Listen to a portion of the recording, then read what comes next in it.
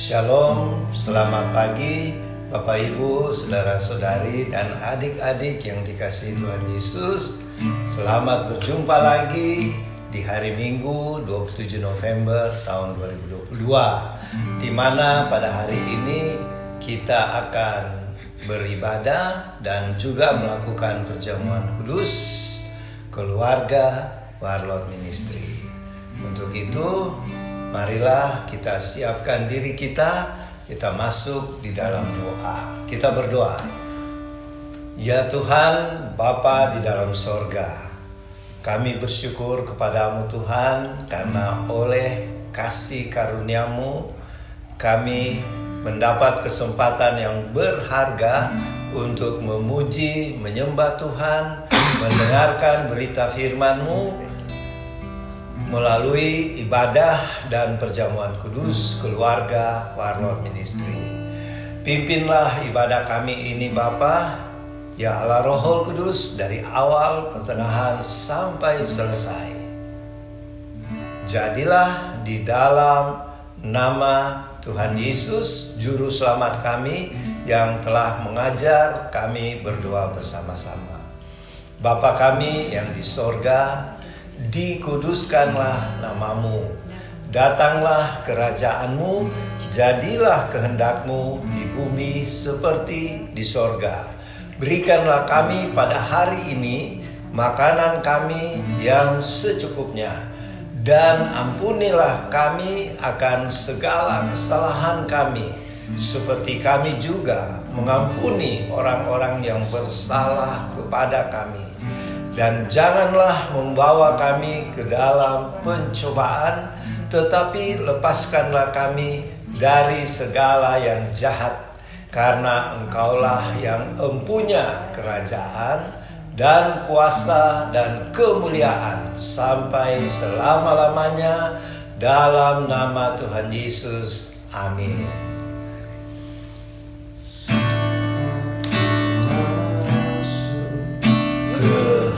Hadirat-Mu, ku tersungkur dan sembah. Ku persembahkan korban syukurku yang terbaik bagimu.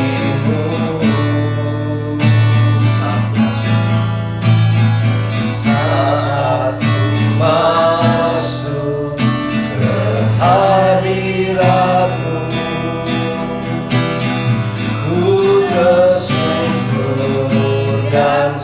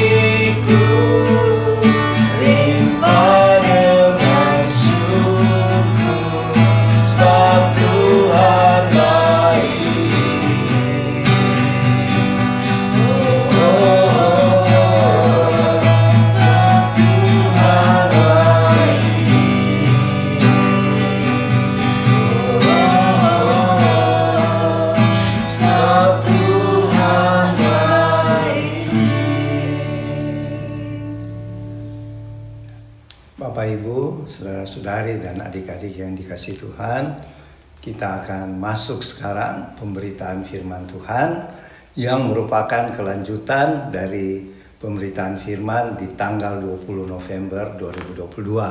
Kita akan bahas nanti kitab Wahyu pasal 6 mulai dari ayat 1 sampai 17. Mari kita berdoa. Bapa Surgawi, terima kasih Tuhan untuk kesempatan waktu yang Tuhan berikan untuk menjelaskan tentang firman-Mu yang merupakan kalau di zaman Nabi Daniel ini masih dimeteraikan. Tetapi di akhir zaman meterai-meterai ini dibuka sehingga kami bisa mengerti seperti apa yang akan kami bahas sebentar. Mari Roh Kudus sediakan hati kami semua yang mendengarkan supaya bisa mengerti apa kehendak-Mu Tuhan lewat firman-Mu. Dan pakailah mulut perkataan hamba-Mu supaya apa yang disampaikan sesuai dengan kehendak-Mu.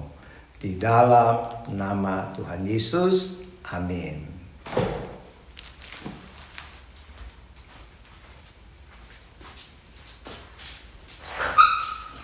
Wahyu pasal 6 ayat 1 sampai 17. Keenam meterai pertama dibuka. Maka aku melihat anak domba itu membuka yang pertama dari ketujuh meterai itu, dan aku mendengar yang pertama dari keempat makhluk itu berkata dengan suara bagaikan bunyi guru, "Mari." Dan aku melihat sesungguhnya ada seekor kuda putih dan orang yang menungganginya memegang sebuah panah, dan kepadanya dikaruniakan sebuah mahkota. Lalu ia maju sebagai pemenang untuk merebut kemenangan. Dan ketika anak domba itu membuka meterai yang kedua, aku mendengar makhluk yang kedua berkata, "Mari." Dan majulah seekor kuda lain, seekor kuda merah padam, dan orang yang menungganginya dikaruniakan kuasa untuk mengambil damai sejahtera dari atas bumi, sehingga mereka saling membunuh, dan kepadanya dikaruniakan sebilah pedang yang besar. Dan ketika anak domba itu membuka meterai yang ketiga, aku mendengar makhluk yang ketiga berkata, "Mari." Dan aku melihat sesungguhnya ada seekor kuda hitam dan orang yang menungganginya memegang sebuah timbangan di tangannya. Dan aku mendengar seperti ada suara di tengah-tengah keempat makhluk itu berkata, "Secupak gandum sedinar dan 3 cupak jelai sedinar. Tetapi janganlah rusakkan minyak dan anggur itu." Dan ketika anak domba itu membuka meterai yang keempat, aku mendengar suara makhluk yang keempat berkata, "Mari." Dan aku melihat sesungguhnya ada seekor kuda hijau kuning dan orang yang menungganginya bernama Maut, dan kerajaan maut mengikutinya. Dan kepada mereka diberikan kuasa atas 1/4 dari bumi untuk membunuh dengan pedang, dan dengan kelaparan dan sampar, dan dengan binatang-binatang buas yang di bumi. Dan ketika anak domba itu membuka meterai yang kelima, aku melihat di bawah mezbah jiwa-jiwa mereka yang telah dibunuh oleh karena firman Allah dan oleh karena kesaksian yang mereka miliki. Dan mereka berseru dengan suara nyaring, katanya, "Berapa lamakah lagi ya penguasa yang kudus dan benar, engkau tidak menghakimi dan tidak membalaskan darah kami kepada mereka yang diam di bumi?" Dan kepada mereka masing-masing diberikan sehelai jubah putih, dan kepada mereka dikatakan bahwa mereka harus beristirahat sedikit waktu lagi hingga genap jumlah kawan-kawan pelayan dan saudara-saudara mereka yang akan dibunuh sama seperti mereka. Maka aku melihat ketika anak domba itu membuka meterai yang keenam, sesungguhnya terjadilah gempa bumi yang dahsyat, dan matahari menjadi hitam bagaikan karung rambut, dan bulan menjadi merah seluruhnya bagaikan darah. Dan bintang-bintang di langit berjatuhan ke atas bumi, bagaikan pohon ara menggugurkan buah-buahnya yang mentah, apabila ia digoncang angin yang kencang. Maka menyusutlah langit bagaikan gulungan kitab yang digulung, dan tergeserlah gunung-gunung dan pulau-pulau dari tempatnya. Dan raja-raja di bumi dan pembesar-pembesar serta perwira-perwira dan orang-orang kaya serta orang-orang berkuasa dan semua budak serta orang merdeka bersembunyi ke dalam gua-gua dan celah-celah batu karang di gunung. Dan mereka berkata kepada gunung-gunung dan kepada batu-batu karang itu, "Runtuhlah menimpa kami, dan sembunyikanlah kami terhadap Dia yang duduk di atas tahta dan terhadap murka Anak Domba itu. Sebab sudah tiba hari besar murka mereka, dan siapakah yang dapat bertahan?" Amin. Bapak, Ibu, saudara-saudari, adik-adik yang dikasihi Tuhan, ini adalah yang dibacakan tadi, kelanjutan dari minggu lalu, yang tentang Rasul Yohanes diperlihatkan di surga. Di surga itu ada anak domba yang dikelilingi takhta oleh 24 tua-tua dan 4 makhluk. Ya, kalau 4 makhluk itu kerubim, ya, malaikat-malaikat. Dan setelah itu ada satu gulungan kitab yang dipegang oleh anak domba itu. Siapa anak domba itu? Itu adalah Tuhan Yesus. Jadi kalau ada perkataan di kitab Wahyu, singa dari Yehuda, itu Tuhan Yesus. Anak domba itu juga Tuhan Yesus. Anak domba berarti Tuhan mengorbankan dirinya sebagai anak domba Allah di kayu salib. Dengan demikian, Dia yang berhak membuka kitab yang ada 7 meterai. Apa itu kitab? Kalau kitab dulu-dulu digulung, ya. Bentuknya tidak seperti ini, tapi berbentuk gulungan. Dan di kitab itu ada 7 meterai. Kitab itu adalah rencana-rencana Tuhan. Mulai dari dulu, sekarang, dan di masa-masa mendatang. Dan sekarang yang kita lihat ini, Rasul Yohanes diperlihatkan siapa yang bisa buka itu kitab bermeterai. Dia sudah menangis, ya, sedih. Tapi ternyata salah satu dari 24 tua-tua itu berkata, "Jangan sedih. Anak domba Allah itu akan membuka." Nah, kita lihat di sini. Jadi pada waktu meterai pertama Tuhan buka, yang muncul adalah seekor kuda putih, dan di atasnya ada seorang yang naik kuda itu dan memegang sebuah panah, dan kepadanya ada sebuah mahkota. Jadi waktu meterai pertama dibuka oleh Tuhan Yesus, Rasul Yohanes melihat ada satu kuda putih, ada penunggangnya pakai mahkota dan memegang panah, ya. Ini siapa? Ini adalah gambaran kejadiannya sebenarnya dimulai pada hari Pentakosta, yaitu hari keturunan Roh Kudus, ya, di mana murid-murid dipenuhi Roh Kudus dan ada lidah-lidah api di atasnya. Dan mereka diutus Tuhan untuk memberitakan Injil. Jadi penunggang kuda putih itu adalah gambaran jemaat Tuhan yang diutus sejak masa Pentakosta, hari Pentakosta, sampai hari ini. Bahkan sampai selama-lamanya. Dengan menunggang kuda putih artinya itu satu kehormatan yang Tuhan berikan, ya, untuk memberitakan Injilnya. Dan di situ dibilang ada memegang sebuah panah. Panah itu adalah firman Tuhan yang diberitakan tentang Tuhan Yesus. Memang Bapak Ibu Saudara-saudari, ada yang menganggap penunggang kuda putih ini antikris. Tapi itu keliru, ya. Masa antikris pakai kuda putih, dikasih mahkota, dan memberitakan Injil? Tidak mungkin. Jadi yang dimaksud di sini adalah murid-murid Tuhan, termasuk kita yang dipercayakan Tuhan untuk memberitakan Injil.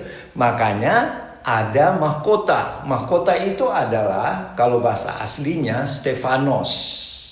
Lain yang mahkota di Wahyu 19, penunggang kuda putih, itu adalah mahkota raja, didema bahasa Yunaninya, ya.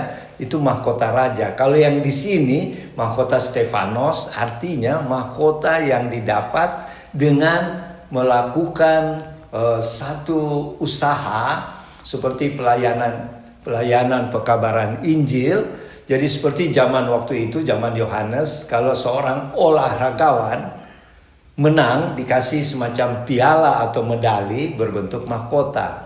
Jadi hasil usaha dari pelayanan anak-anak Tuhan seperti kita juga, kita akan mendapat mahkota. Kita sudah tahu kan ada 5 mahkota. Mahkota kebenaran, mahkota kemuliaan, mahkota kekal, ya ada 5 ya. Jadi itu penunggang kuda yang naik kuda warna putih adalah jemaat Tuhan, diibaratkan jemaat Tuhan termasuk kita ya, yang memberitakan Injilnya sampai nanti Tuhan Yesus datang ya. Kemudian Yohanes diperlihatkan Tuhan Yesus membuka meterai yang kedua ya. Meterai yang kedua, maka muncullah seekor kuda berwarna merah ya. Dan ini adalah gambaran bahwa penunggang kuda berwarna merah ini diberi kuasa untuk mengambil damai sejahtera di bumi. Jadi di bumi ketika penunggang kuda merah ini muncul, terjadilah peperangan di mana-mana ya. Jadi penderitaan sangat besar ya.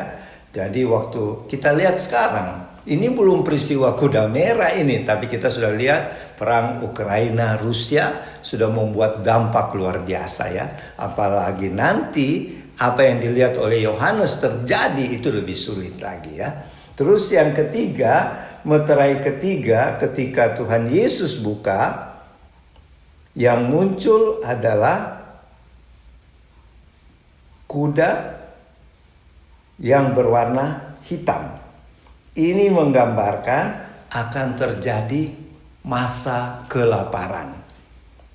Di zaman Israel saja dulu, waktu Raja Ahab, kelaparan 3,5 tahun. Itu sudah terjadi juga, tapi ini dikasih gambaran nanti akan terjadi lebih parah lagi. Kalau muncul ini kuda hitam, itu cuma kiasan ya, bukan betul-betul kuda, kiasan saja. Bahwa Tuhan berpesan sama Yohanes, Rasul Yohanes, kalau kuda hitam itu muncul adalah masa kelaparan yang besar. Sehingga dikatakan harga secupak gandum, jadi 1 genggam gandum itu 1 dinar harganya. Dan 3 cupak jelai itu adalah gandum yang murah ya, barley. Itu harganya sedinar. Tetapi janganlah rusakkan minyak dan anggur. Apa artinya itu? Itu artinya ketika kuda hitam ini muncul, masa kelaparan yang besar terjadi di dunia ini. Sehingga dikasih ibarat perumpamaan, 1 cupak gandum itu harganya 1 dinar. 1 dinar itu adalah upah seorang pekerja 1 hari. Jadi bayangkan, kalau zaman sekarang kita mau beli beras cuma 1 genggam itu, bukan 1 liter ya. Itu sama dengan upah buruh 1 hari. Katakanlah upah buruh 1 hari 100.000. 100.000 rupiah cuma 1 genggam beras. Kalau kita bawa ke Indonesia ya. Dan 3 cupak jelai itu artinya beras jagung lah. Beras yang murah itu tetap juga 100.000 3 cupak. Jadi pada saat itu makanan sangat susah. Tetapi ada pesan Tuhan. Jangan rusakkan minyak dan anggur. Apa artinya itu minyak dan anggur? Minyak dan anggur itu adalah jemaat Tuhan yang masih setia sama Tuhan. Tuhan akan pelihara. Ini maksudnya jangan rusakkan minyak dan anggur. Boleh tumbuh-tumbuhan rusak, gandum, padi rusak. Tetapi yang tidak boleh dirusak jemaat Tuhan. Jemaat Tuhan yang kapan ya? Yang ketinggalan. Jadi sebenarnya mulai dari kuda merah, kalau kuda putih itu mulai dari zaman Pentakosta ya. Terus ada zaman jemaat, Efesus, Smyrna, Pergamus, ada 7 jemaat ya. Nanti di Wahyu pasal 4 tidak ada jemaat lagi karena sudah rapture, sudah pengangkatan. Baru muncullah masa kesusahan yang digambarkan dengan 4 kuda ini. Jadi kita kembali kalau kuda hitam itu tentang kesusahan karena kelaparan. Ya, tapi ada janji Tuhan juga buat anak-anak Tuhan yang tidak mengalami pengangkatan, Tuhan pelihara. Itu dia diibaratkan dengan kata jangan rusakkan minyak dan Minyak dan anggur. Jadi minyak dan anggur itu adalah gambaran anak-anak Tuhan ya, yang tetap setia meskipun tidak mengalami pengangkatan ya. Kemudian kita lihat lagi waktu Tuhan membuka meterai keempat. Ya, meterai keempat tadi itu makhluk kuda hitam itu ya. Kemudian muncullah seekor kuda hijau kuning. Kuda hijau kuning ini sebenarnya bahasa aslinya berwarna pucat ya. Ini menggambarkan dan orang yang menunggang kuda hijau kuning ini namanya maut, kematian ya. Dan kerajaan kematian, kerajaan maut mengikuti dia. Jadi ini kata-kata kiasan ya, jangan kita artikan kuda betul baru orang betul. Ini Tuhan kasih kiasan sama Yohanes, nanti kuda keempat yang berwarna kuning hijau itu akan terjadi apa? Seperempat dari penduduk di bumi. Katakanlah kalau sekarang penduduk bumi 100 miliar, katakan ya. Jadi yang akan dimatikan karena peperangan, karena kelaparan, karena apalagi bala sampar. Bala sampar itu kayak COVID sekarang ya. Itu sekitar 250 miliar. Jadi banyak ya orang mati gara-gara peperangan, kelaparan, karena penyakit, dan juga oleh binatang-binatang buas. Inilah cara Tuhan menghukum orang-orang fasik. Siapa itu orang fasik? Orang fasik itu sudah mendengar berita tentang Tuhan Yesus, tapi mereka menolak.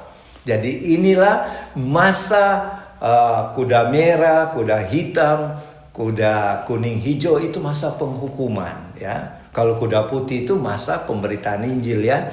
Jadi kita harus mengerti. Marilah kita sungguh-sungguh hidup dalam Tuhan sehingga kita tidak perlu mengalami masa yang sangat sulit ini. Ya. Dan hampir seperempat manusia di bumi mati ketika kuda warna hitam ini muncul ya. Kemudian Bapak Ibu, saudara-saudara dan adik-adik yang dikasihi Tuhan, Rasul Yohanes melihat anak domba itu membuka meterai yang ke-6. Jadi tadi kuda hitam itu meterai ke-5 ya, membuka meterai yang ke-5 ya. Bukan. Meterai ke-5. Di situ si ke-24 tua-tua atau orang di surga itu mendengar ada orang-orang di bawah mimbar, di bawah mesbah. Mereka berseru, Tuhan berapa lama lagi Tuhan Engkau menghakimi apa yang kami mengalami ketidakadilan. Jadi meterai ke-5, jadi meterai ke-4 kuda hitam ya, meterai ke-5 waktu dibuka itu adalah muncul suara-suara orang menangis. Itu yang didengar Yohanes dan orang-orang itu berkata, Tuhan sampai kapan Tuhan membela kami? Maksudnya begini ya, banyak orang yang martir pada waktu masa kesusahan besar, masa 7 tahun. Jadi waktu itu kita kalau sungguh-sungguh dalam Tuhan Yesus tidak mengalami ini. Kita sudah rapture, sudah mengalami pengangkatan, tapi ada Tuhan kasih tinggal jemaat untuk melanjutkan pemberitaan Injil. Nah mereka inilah yang mengalami kesusahan, dikejar-kejar oleh antikris. Karena di masa kesusahan besar selama 7 tahun itu adalah masa pemerintahan antikris, dan yang dikejar-kejar adalah orang yang masih percaya Tuhan Yesus ya.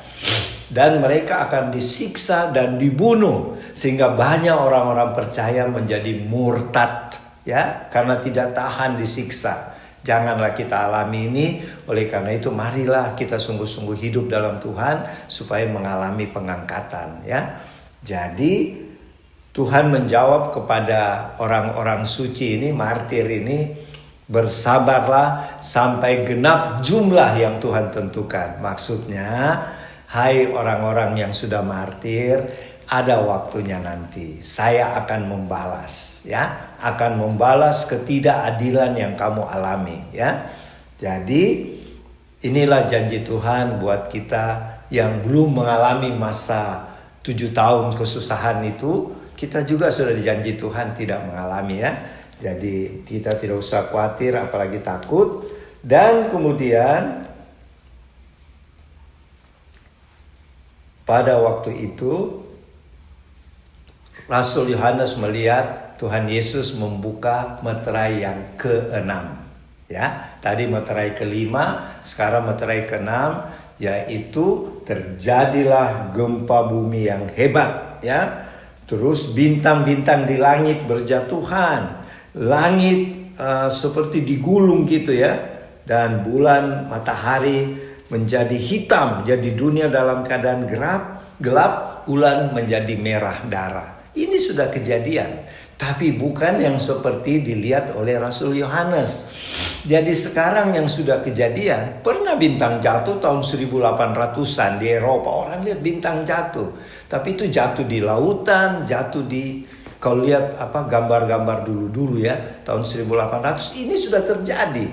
Tetapi bukan yang dilihat oleh Rasul Yohanes. Jadi itu baru gambaran ya, gambaran-gambaran. Nanti kejadian yang lebih besar, lebih hebat, itu Tuhan bilang masa kesusahan besar.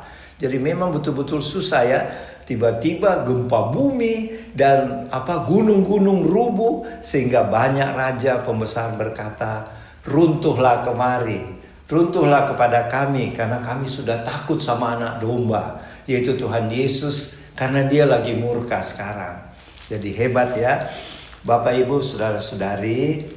Jadi yang saya mau sampaikan di sini, keempat kuda itu sesuai dengan meterai-meterainya, dan meterai ke-5 itu tentang keluhan dari para martir. Meterai ke-6 itu tentang gempa bumi, bintang jatuh, dan Tuhan menghukum manusia yang ada di bumi yang fasik, yang menolak Tuhan Yesus sebagai Tuhan dan Juru Selamat. Jadi Tuhan sudah katakan di Injil, siapa yang menolak aku akan menerima hukuman yang kekal. Inilah masa penghukuman ini di meterai-meterai. Nanti meterai yang ke-7 di Wahyu pasal 8, baru meterai ke-7 dibuka dan mulailah sangkakala, 7 sangkakala. Jadi urutannya meterai dulu ya, 7 meterai. Tadi kita sudah bahas sampai meterai ke-6. Meterai ke-7 dibuka, mulailah peniupan sangkakala. Ada 7 lagi sangkakala. Setelah sangkakala ke-7 ditiup lagi, mulailah masa cawan murka. 7 cawan murka. Jadi betul-betul luar biasa ya. Ini Tuhan sudah kasih tahu sama kita lewat kitab Wahyu. Marilah kita hidup benar, kita hidup dalam kekudusan dan kebenaran di dalam Tuhan Yesus dan melakukan firman-Nya. Dan kita para warlot dan keluarga, mari kita lakukan pelayanan kita. Apalagi kita ada karunia-karunia supernatural ya. Ini yang bisa saya sampaikan dulu. Nanti Oma Palar yang akan melengkapi apa yang saya jelaskan tentang 6 meterai ini ya. Selamat siang Bapak Ibu, saudara-saudari, tim warlot di rumah. Kita berjumpa lagi tanggal 27 November. Tadi kita sudah membaca dari Wahyu 6 tentang bagaimana ke-6 meterai dibuka oleh Tuhan Yesus. Saya tidak terangkan lagi karena sudah dijelaskan pertama. Yang saya mau sedikit menjelaskan apa yang Tuhan buat untuk anak-anak Tuhan, pengikut-pengikutnya yang percaya. Saya coba membandingkan bagaimana Tuhan bekerja untuk anak-anaknya dan rencananya yang Dia buat dari awal kejadian dunia ini. Waktu Tuhan menciptakan dunia ini ada tujuan. Tujuan yang paling utama adalah Dia datang sendiri menyelamatkan dunia ini. Dia korbankan dirinya di kayu salib. Itu kita semua tahu. Bapak Ibu di rumah pasti tahu semua. Tapi saya coba merenungkan bagaimana Tuhan bekerja dari awal sampai pada penyaliban. Tuhan Yesus bangkit, hidup, dan naik ke surga. Dimulai dengan gambaran-gambaran itu, dan Tuhan mau turun ke dunia.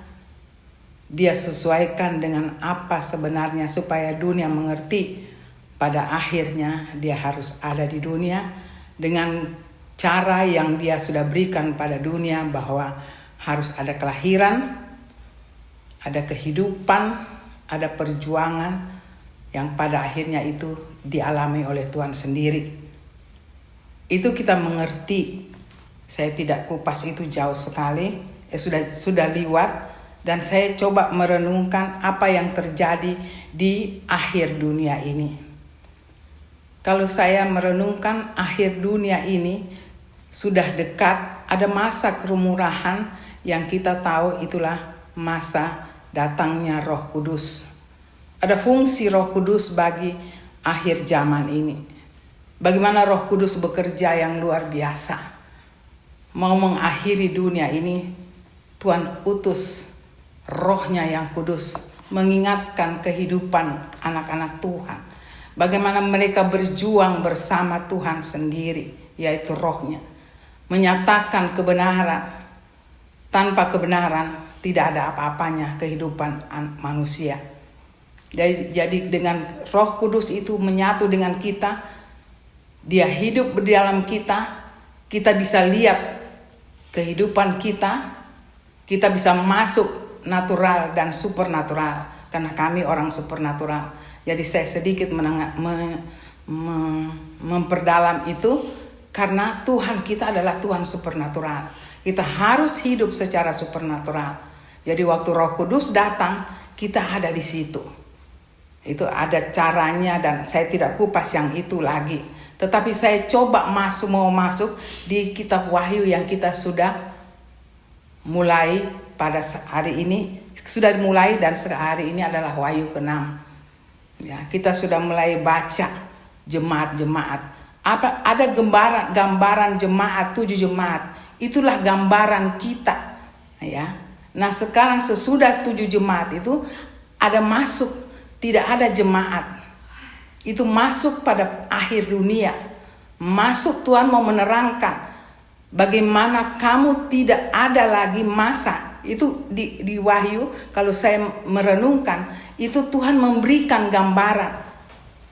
Kamu ada di sini. Bagaimana kamu di 7 jemaat itu, saya ulangi lagi, kamu ada di mana?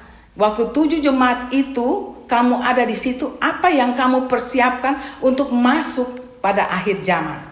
Tuhan juga waktu zaman ini mau berakhir, ya dunia ini mau berakhir, Tuhan juga memberikan kita gambaran, memberikan kita apa yang mau terjadi. Tuhan Yesus memulainya dari surga. Ya, kita membaca itu dari surga, ada sesuatu kehidupan yang luar biasa, dan yang memimpin surga itu yang siang dan malam. Saya tidak ulangi lagi, hanya saya katakan sedikit gambaran bahwa bagaimana kita di surga hidup begitu bahagia, ada pujian penyembahan siang dan malam. Itu yang kita harus belajar di situ. Karena kitab Wahyu ini tidak bisa kita mengerti, saya pertama katakan, tidak bisa kita mengerti kalau kita tidak mengerti dulu yang di depannya. Bagaimana hidup kita dengan Tuhan. Di situ kita bisa mengerti pribadi Tuhan. Tuhan tidak kaget-kaget, ya. Dia selalu memberikan satu pesan, sesuatu tanda. Kalau kamu tidak melakukan ini, kamu akan bagaimana? Jadi kita masuk sekarang pada akhir. Bagaimana dunia ini berakhir, bagaimana surga menangkap ini, dan surga memberikan apa bagi anak-anaknya yang hidup di dunia. Nah sekarang ini gambaran yang kita baca hari ini adalah Wahyu 6. Sebenarnya Wahyu 6 itu, maaf ibu-ibu bapak, saya tidak berbicara doktrin, tapi saya membaca, saya merenungkan, ya, bahwa Tuhan memberikan gambaran, Seperti waktu di zaman kita mundur, zaman perjanjian lama, Tuhan bekerja di situ dengan gambaran-gambaran, pada titiknya dia akan datang. Nah sekarang Tuhan mau mengakhiri dunia ini, dia memberikan gambaran juga, tidak langsung. Jadi kalau Bapak Ibu di rumah, saudara-saudari membaca kitab Wahyu, kita harus, sekali lagi katakan, kita harus mengerti dulu, ya. Mungkin kalau belajar, kita tidak punya bidang di situ. Saya juga tidak belajar satu persatu, kecuali ada pendeta seperti apa semua. Itu mereka punya kewajiban. Tetapi kewajiban mereka untuk memberitahukan kepada kita yang sebagai pengikut Tuhan, anak-anak Tuhan. Setelah itu waktu kita dengar, saya coba merenungkan, ambil kesimpulan. Nah, Wahyu 6 ini Tuhan mau gambarkan bahwa kehidupan yang sangat susah, ya, sulit akan terjadi. Tetapi kalau kamu mau itu tidak terjadi dengan kamu, dan kamu mungkin juga ada di situ, gambarannya Tuhan sudah perlihatkan di Wahyu 6 ini. Begitu susah, saya tidak kupaskan. Di situ ada kuda, tadi Opa bilang, ya, itu gambaran apa? Kuda putih, hitam, merah, ya. Itu gambaran kesusahan dunia. Tetapi kita juga, yang saya katakan, kita harus mengerti sebelumnya Tuhan kasih gambaran. Sebelum dunia berakhir, dia mau memelihara umatnya, anak-anaknya. Di situ ada pengangkatan. Ya, ini gambaran yang saya baca. Ya, saya mengertinya di situ. Jadi sebelum dunia berakhir, ada yang Tuhan buat untuk anak-anak Tuhan. Tetapi sebelum itu terjadi, kita mengalami dulu gambaran yang hanya menjadi gambaran, belum yang aslinya. Itu mungkin sesudah itu dikupas sesudah Wahyu 6 ini. Tetapi bagaimana Bapak Ibu kita menghadapi kehidupan yang sangat sulit. Tadi di situ kelaparan, ya, peperangan, bagaimana keadaan bumi ini, bintang jatuh, dan bagaimana itu anak-anak Tuhan yang Tuhan pelihara. Yang pertama tadi kuda putih. Nah, itulah gambaran-gambaran yang akan terjadi lebih parah.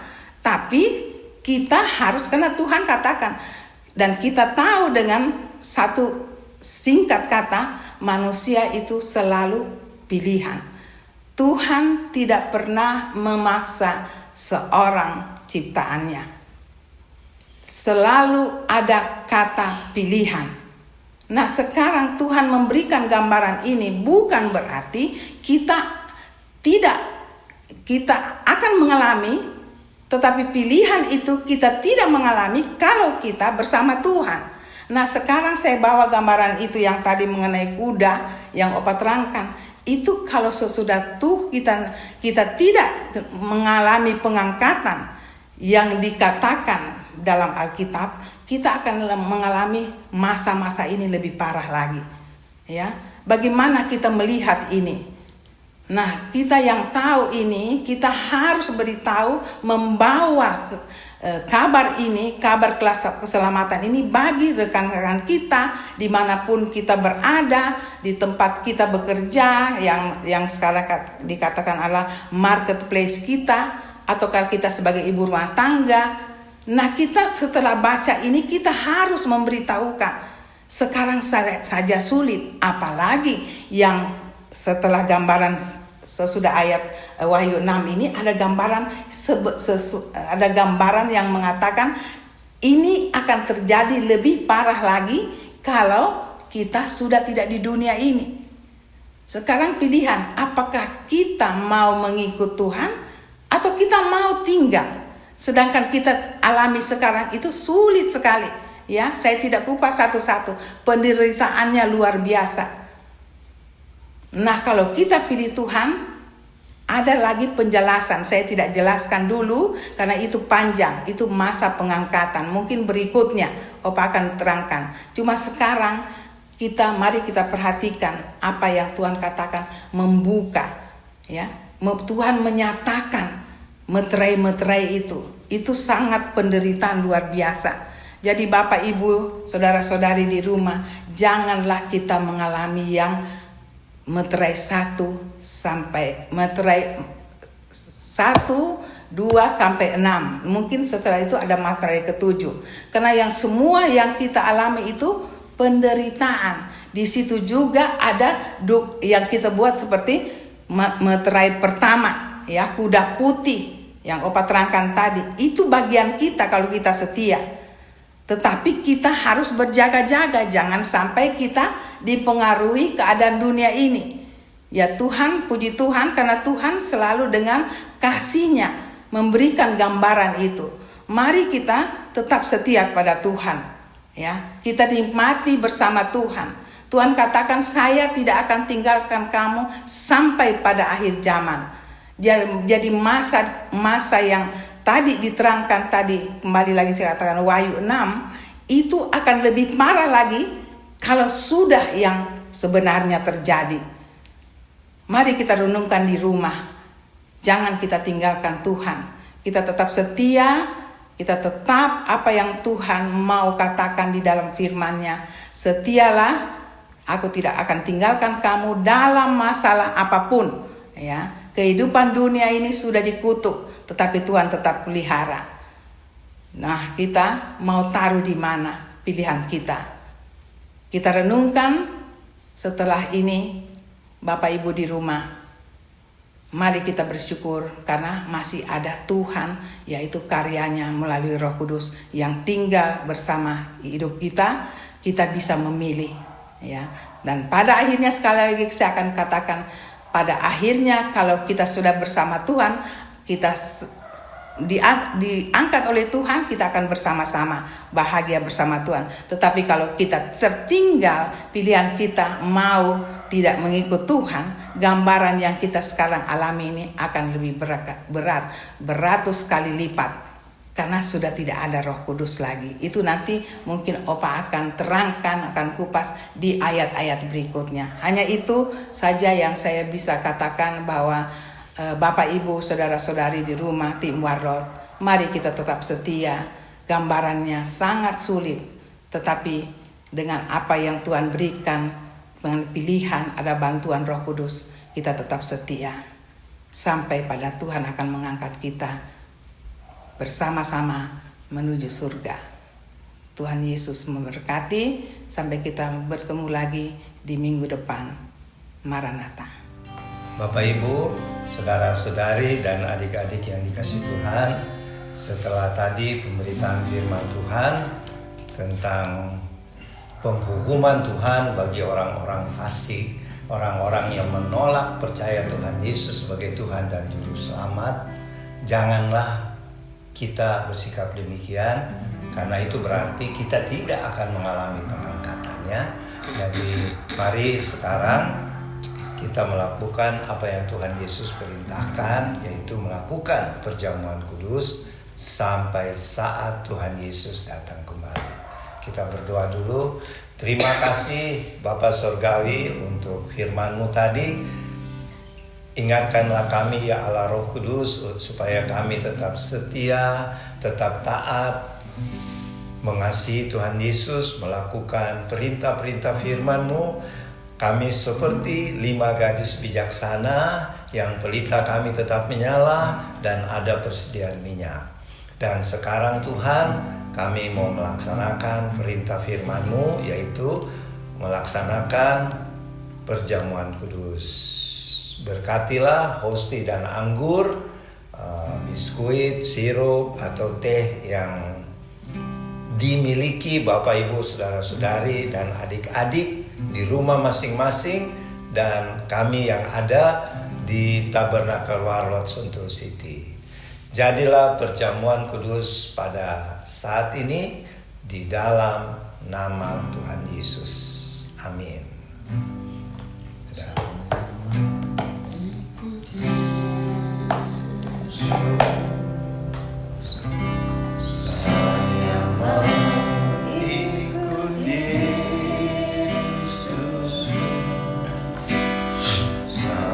Selama-lamanya.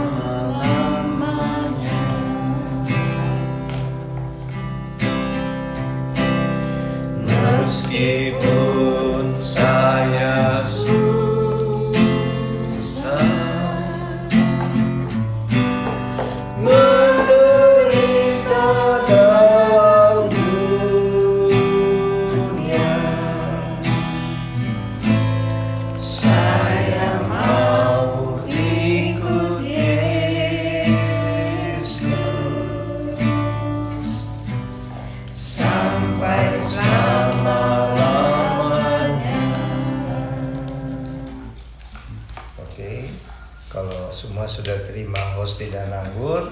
Bila ada firman di hostinya silakan dibaca ya masing-masing. Dan kita juga di Sentul City akan membaca firman yang tertera di hosti.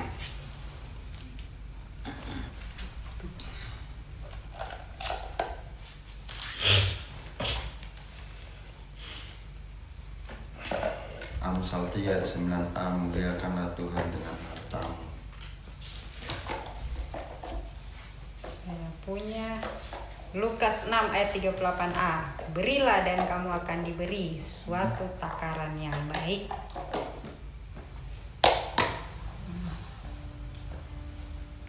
Sudah. Sama. Mazmur 55 ayat 23b. Tidak untuk selama-lamanya orang benar itu goyah. Oke. Bapak punya 1 Petrus pasal 5 ayat 7.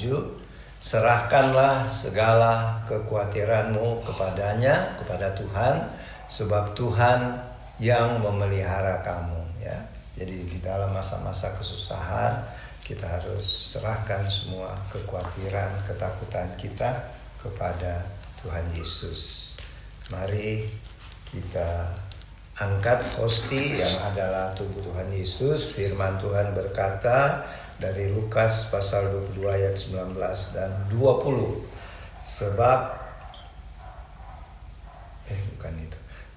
Lalu Tuhan Yesus mengambil roti, mengucap syukur, memecah-mecahkannya dan memberikannya kepada murid-muridnya. Kata Tuhan Yesus, inilah tubuhku yang diserahkan bagi kamu. Perbuatlah ini menjadi peringatan akan aku. Kita ucapkan sama-sama.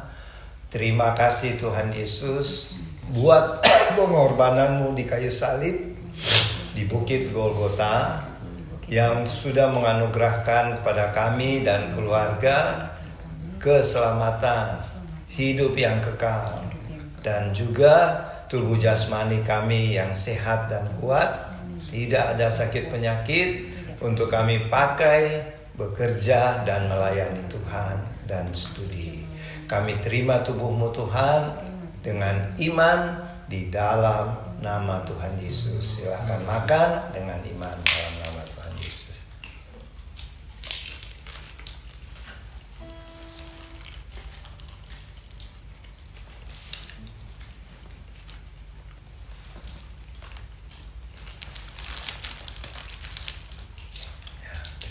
Tuhan, kita angkat cawan perjamuan. Firman Tuhan berkata, demikian juga dibuat Tuhan Yesus dengan cawan sesudah makan. Tuhan Yesus berkata, cawan ini adalah perjanjian baru oleh darahku yang ditumpahkan bagi kamu. Mari kita ucapkan sama-sama, terima kasih Tuhan Yesus buat darah-Mu yang suci, darah anak domba Allah yang sudah tercurah di kayu salib di Bukit Kalvari. Darah-Mu yang suci sudah memeteraikan kami dan keluarga menjadi warga-warga kerajaan sorga, menjadi duta-duta kerajaan-Mu yang diutus memberitakan Injil kerajaan-Mu dan memenangkan jiwa-jiwa bagi Tuhan Yesus. Dengan kami memakai hikmat dan kuat kuasa Roh Kudus, kami terima darah-Mu Tuhan di dalam nama Tuhan Yesus. Silakan minum silakan dalam nama Tuhan Yesus.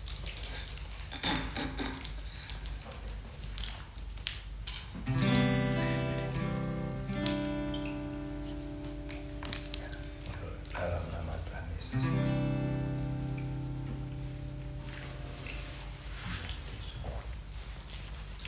Mari kita puji Tuhan setelah kita terima tubuh dan darah Tuhan Yesus, kita puji Tuhan.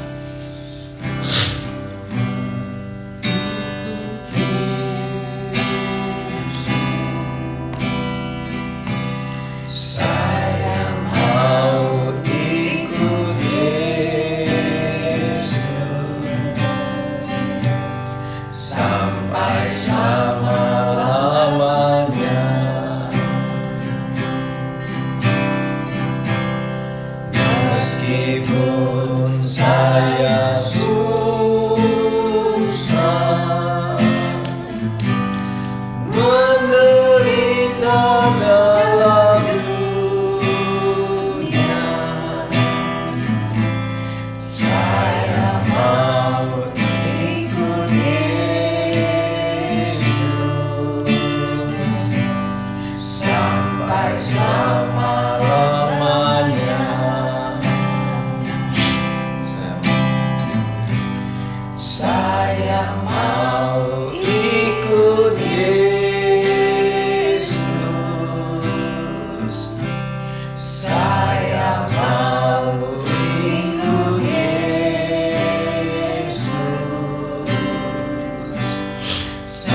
sampai selama-lamanya. Meskipun saya susah menderita dalam dunia, saya mau ikut Yesus sampai selama-lamanya. Bapa di surga, itulah iman kami Tuhan, meskipun masa-masa seperti yang tertulis di firman-Mu tentang 4 kuda itu belum terjadi saat ini, tetapi gambaran penderitaan itu sudah terjadi, yaitu baru-baru terjadi gempa bumi yang dahsyat di daerah Cianjur dan telah memakan banyak korban jiwa, banyak yang luka-luka dan kerugian harta benda yang tidak ternilai banyaknya. Untuk itu, ya Bapa Surgawi, ingatkanlah kami supaya kami sungguh-sungguh untuk mengasihi Tuhan Yesus, mau iring Tuhan Yesus dalam kehidupan kami di masa-masa sulit saat ini, dan kami tetap setia beriman kepadamu bahwa Tuhan Yesuslah yang memegang kendali atas seluruh keadaan di bumi ini, bahkan di surga. Terima kasih Tuhan, kami percaya anak-anak-Mu yang sungguh-sungguh, termasuk kami yang sungguh-sungguh percaya dan beriman kepadamu, Tuhan hindarkan dari masa-masa yang paling sulit ini, dengan kami akan mengalami pengangkatan nanti. Tuhan, sekarang kami berdoa buat pemerintah bangsa kami, berkatilah Bapak Presiden Joko Widodo dan keluarganya, Wakil Presiden Bapak Ma'ruf Amin dan keluarga, serta semua pejabat-pejabat baik militer, kepolisian, bidang hukum, bidang kesehatan, bahkan anggota-anggota DPR yang di tingkat pusat Jakarta sampai ke pelosok-pelosok desa. Curahkanlah ya Tuhan Yesus roh takut akan Tuhan pada pemimpin-pemimpin bangsa kami, sehingga mereka melakukan tugas pemerintahan ini dengan bersih, dengan adil, dan menurut akan perintah-perintah Tuhan yang terdapat di dalam kitab suci.